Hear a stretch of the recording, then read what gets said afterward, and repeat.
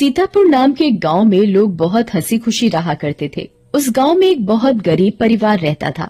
उस परिवार में मोहन, उसकी बीवी लता और उनका 8 साल का बेटा चीकू रहते थे। मोहन को पीने की बहुत बुरी आदत थी। वो सुबह शाम बस शराब पीता और जुआ खेलता रहता था। मोहन की एक छोटी सी किराने की दुकान थी। मोहन कभी भी उस दुकान को ठीक तरीके से नहीं चलाता था और जितना भी थोड़ा बहुत उस दुकान से कमाता था वो सारी कमाई शराब पीने और जुआ खेलने में उड़ा देता था। वो रोज शराब पीकर लता को मारता था और उसे घर चलाने के लिए कोई पैसे नहीं देता था। एक रात लता और चीकू भूखे बैठे थे क्योंकि घर में खाने के लिए कुछ नहीं था। वो देर तक मोहन का इंतजार करते रहे। अचानक दरवाजे पर खटखटाने की आवाज आती है। माँ, लगता है पापा आ गए। वो जरूर हमारे लिए कुछ खाने को लाए होंगे। हाँ बेटा, अब हम सब मिलकर पेट भरकर खाना खाएंगे। लता जल्दी से दरवाजा खोलने जाती है। जैसे ही वो दरवाजा खोलती है तो देखती है कि मोहन के दोस्त मोहन को पकड़कर खड़े हैं और मोहन नशे की हालत में है। अरे भैया, इतनी रात को आप लोग? अरे भाभी जी, क्या बताएं, आज तो मोहन ने हद ही कर दी। इतनी शराब पी रखी थी कि इसे इतना भी होश नहीं था कि ये कहाँ पड़ा है। हम इसे चौराहे पर से उठा कर लाए हैं। अगर कोई गाड़ी वाला कुचल जाता तो बताओ, आप लोगों की तो जिंदगी खराब हो जाती। हाँ भाभी जी, बस आप लोगों का सोचकर हम इसे यहाँ ले आए, वरना तो इसका सबके साथ ऐसा व्यवहार है कि कोई इसकी मदद ना करे। मोहन के दोस्त मोहन को कमरे में ले जाकर लेटा देते हैं और वहाँ से चले जाते हैं। बेटा चीकू, आज हमें फिर से भूखा ही सोना पड़ेगा। मैं तेरे पापा के भरोसे तुझे और भूखा नहीं रख सकती। अब मुझे ही कुछ काम करना पड़ेगा। तू बस आज थोड़ी सी भूख बर्दाश्त कर ले। ठीक है माँ। चीकू और लता दूसरे कमरे में सोने चले जाते हैं। तभी मोहन नींद में बड़बड़ाने लगता है। थोड़ी देर बाद मोहन को होश आता है और वो खुद को अपने घर में पाता है। अरे ओ लता, कहाँ मर गई? मुझे बहुत तेज भूख लगी है। चल जल्दी से मेरे लिए खाना लेकर आ। लता बहुत गहरी नींद में सोई हुई होती है और उसे मोहन की आवाज सुनाई नहीं देती।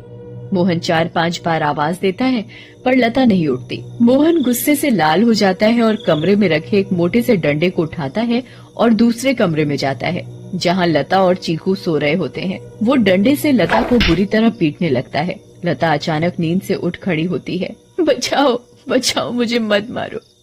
मैंने क्या किया? मेरी क्या गलती है जो आप मुझे ऐसे बुरी तरह मार रहे हो? मैं आधे घंटे से आवाज दे रहा हूँ कि मुझे खाना दे दे और तू यहाँ घोड़े बेचकर सो रही है, हैं? ऊपर से मेरे साथ जुबान लड़ा रही है। मोहन लता को बहुत मारता है। आवाज सुनकर चीकू भी नींद से उठ जाता है। वो अपनी माँ को बचाने की बहुत कोशिश करता है पर मोहन किसी की नहीं सुनता और लता को बहुत मारता है। अगली सुबह जब लता उठती है तो उसे बाहर कुछ शोर सुनाई देता है। वो बाहर जाकर देखती है तो लोगों की भीड़ लगी होती है।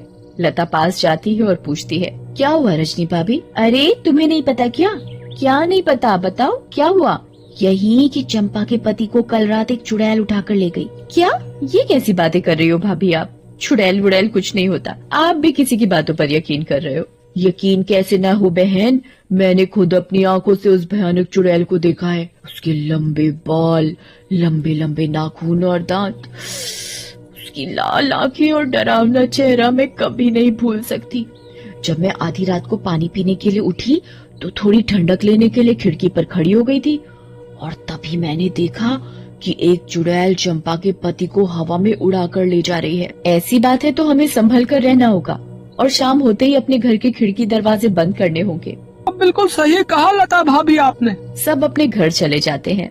लता भी काम ढूंढने निकल पड़ती है। वो घर घर जाकर काम मांगती है पर उसे कहीं काम नहीं मिलता। अंधेरा होने लगता है और आखिर में उसे सरपंच मिलता है। क्या हुआ लता, बड़ी परेशान दिख रही है? बस क्या बताऊं सरपंच जी, चीकू के पापा का तो सभी को पता है कि वो ठीक से कमाते तो है नहीं और जो कमाते हैं उसे दारू में उड़ा देते हैं। इसीलिए मैं ही काम ढूंढ रही हूँ ताकि अपना और अपने बच्चे का पेट भर सकूं। ऐसी बात है तो मेरे पास एक काम है। मेरी माँ बहुत बड़ी हो गई है और बिल्कुल चल फिर नहीं सकती।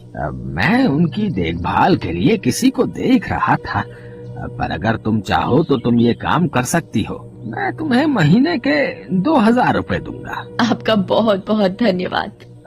बस एक दिक्कत है कि तुम्हें देर रात तक रुकना होगा, जब तक कि वो सो नहीं जाती। मुझे मंजूर है सरपंच जी। ये लो फिर 500 रुपए और कल से आ जाना। लता खुशी खुशी घर जाती है और ये बात चीकू को बताती है। दोनों बहुत खुश हो जाते हैं। तभी वहाँ मोहन आ जाता है। क्या बात है, किस बात की इतनी खुशी मनाई जा रही है? मुझे उनकी बड़ी माँ का ध्यान रखना होगा, जिसके बदले वो मुझे पूरे 2000 रुपए देंगे। तू कहीं भी जाकर मर, मुझे कोई फर्क नहीं पड़ता, बस मुझे दारू पीने के लिए पैसे मिलने चाहिए। तभी मोहन को लता के हाथ में कुछ पैसे दिखते हैं। मोहन वो पैसे लता से छीन लेता है। लता बहुत रोती है और अपने पैसे मांगती है, पर मोहन उसकी एक नहीं सुनता और दारू पीने चला जाता है। लता उन पैसों में से कुछ पैसे अपने पल्लू में पहले से ही बांध लेती है, जिसका वो घर का राशन ले आती है। उस दिन लता और चीकू पेट भरकर खाना खाते हैं, चैन की नींद सोते हैं। दूसरी ओर चुड़ैल का आतंक शुरू हो जाता है। वो आसमान से आती है और गांव वालों के घरों के ऊपर उड़ती रहती है। वो कभी किसी के घर के ऊपर तो कभी किसी और के घर के ऊपर अपने शिकार की तलाश में उड़ती रहती है। अब मैं अपना शिकार करूंगी। किसको लेकर जाऊं आज अपने साथ? किसको? बहुत देर तक चुड़ैल को कोई दिखाई नहीं देता। लगता है इस गांव के आदमी बहुत चालाक हो गए। अब इन्होंने रात को निकलना ही बंद कर दिया। अगर ऐसा रहा तो मैं अपना शिकार कैसे करूंगी? किसको लेकर जाऊं अपने साथ? किसको लेकर जाऊंगी अपने साथ? तभी भोला रात को घर के बाहर आता है और रस्सी पर सूख रहे कपड़े उतार कर इकट्ठे करने लगता है। चुड़ैल की नजर भोला पर पड़ती है। मिल गया मेरा शिकार। चुड़ैल भोला पर हमला करती है। वो उसे एक हाथ से पकड़ती है और अपने साथ हवा में उड़ाकर ले जाती है। बचाओ, बचाओ, मुझे छोड़ दो, जाने दो मुझे। तू तो मेरा आज का शिकार है, ऐसे कैसे छोड़ दूं? तभी भोला की बीवी बाहर भोला को देखने आती है। उसे भोला घर के बाहर कहीं नहीं दिखता, पर फिर उसकी नजर ऊपर जाती है और वो देखती है कि चुड़ैल उसके पति को लेकर जा रही है। रेखा ये सब देखकर बेहोश ही हो जाती है और सुबह जाकर उसे होश आता है। होश आते ही वो अपने पति को हर तरफ ढूंढने लगती है, पर वो कहीं नहीं मिलता। वो यहाँ वहाँ पागलों की तरफ भागती है और चिल्ला रही है। तभी गांव के लोग इकट्ठे हो जाते हैं। क्या हुआ रेखा भाभी? अगली सुबह जब लता उठती है तो उसे फिर से घर के बाहर कुछ लोगों का शोर सुनाई देता है। लता बाहर जाती है। क्या हुआ रजनी भाभी? आज किस बात का शोर हो रहा है? अरे लता, कल रात चुड़ैल रेखा के पति को उठा कर ले गई। रेखा का तो रो रो कर बुरा हाल है। बेचारी रेखा भाभी। पर मुझे ये समझ नहीं आ रहा कि वो चुड़ैल हर रात किसी के पति को ही क्यों उठा कर ले जाती है। सही कहा लता भाभी, हमें इस बात का जल्द से जल्द पता लगाना होगा। सभी लोग मिलकर एक तांत्रिक के पास जाते हैं और सारी बात बताते हैं। मैं अभी पता लगाता हूँ कि ये चुड़ैल चाहती क्या है। ओम ह्रीम क्लीम चामुंडाय विच्चय नमः। ओम ह्रीम क्लीम चामुंडाय विच्चय नमः। तांत्रिक ध्यान लगाता है और उसे वो चुड़ैल दिखाई देती है। ये कोई साधारण चुड़ैल नहीं है, बहुत खतरनाक चुड़ैल है। इसे कब्जे में करना या खत्म करना मेरे बस की बात नहीं। पर हाँ, एक बात मुझे पता चली है कि ये बस आदमियों को ही नुकसान पहुंचाती है। इससे औरतों या बच्चों को कोई खतरा नहीं और इसकी शक्तियाँ रात को ही काम करती है।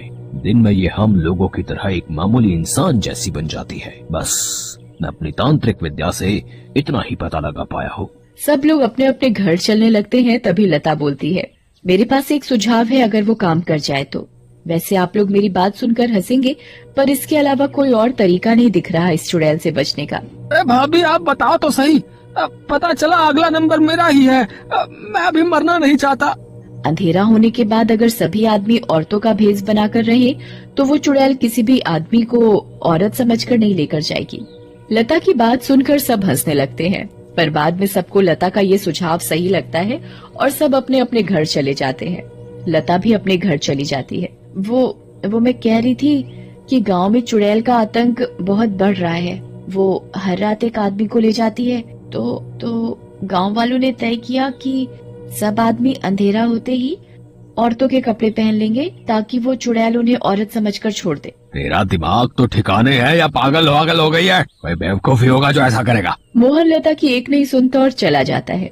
लता भी सरपंच के घर उनकी माँ की देखभाल के लिए चली जाती है। लता का पूरा दिन बहुत अच्छे से निकलता है।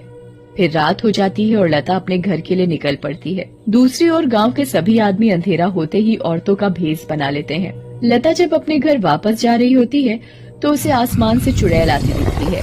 लता बहुत डर जाती है और पेड़ के पीछे छुप जाती है। तभी वहाँ से मोहन गुजर रहा होता है। हे भगवान, अब मैं क्या करूँ? अब तो ये चुड़ैल इनको ले जाएगी, मैं इनको कैसे बचाऊं? मिल गया मुझे मेरा शिकार। चुड़ैल उड़कर मोहन को पकड़ लेती है। बचाओ बचाओ, कोई मुझे इस चुड़ैल से बचाओ। चुड़ैल मोहन को लेकर हवा में उड़ने लगती है। तभी लता दौड़कर आती है और चुड़ैल का पैर पकड़ लेती है। चुड़ैल लता को देखकर वापस जमीन पर उतर जाती है। ए पागल औरत, छोड़ मेरा पैर और ले जाने दे मुझे इस आदमी को, ये मेरा शिकार है। नहीं, मैं तुझे नहीं छोड़ूंगी। मैं तुझे अपने पति को नहीं ले जाने दूंगी, चाहे इसके बदले मुझे अपनी जान ही क्यों न देनी पड़े। चुड़ैल बहुत कोशिश करती है पर लता उस चुड़ैल के पैर को नहीं छोड़ती।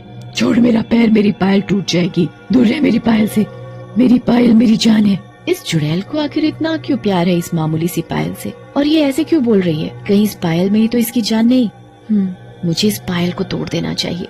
लता उस पायल को तोड़ देती है। चुड़ैल आग में जलने लगती है। ये तूने क्या किया? मेरी पायल में मेरी जान थी और तूने वही तोड़ दी। चुड़ैल उस आग में खत्म हो जाती है। अब मुझे माफ कर दो लता, मैंने हमेशा तुम्हें मारा पीटा और आज तुमने ही मेरी जान बचाई। उस दिन के बाद से मोहन बदल जाता है। वो अच्छे से काम करता है और अपने परिवार का ध्यान रखता है और कभी शराब नहीं पीता। गांव वालों को भी उस चुड़ैल से हमेशा के लिए छुटकारा मिल जाता है और सब हंसी खुशी रहने लगते।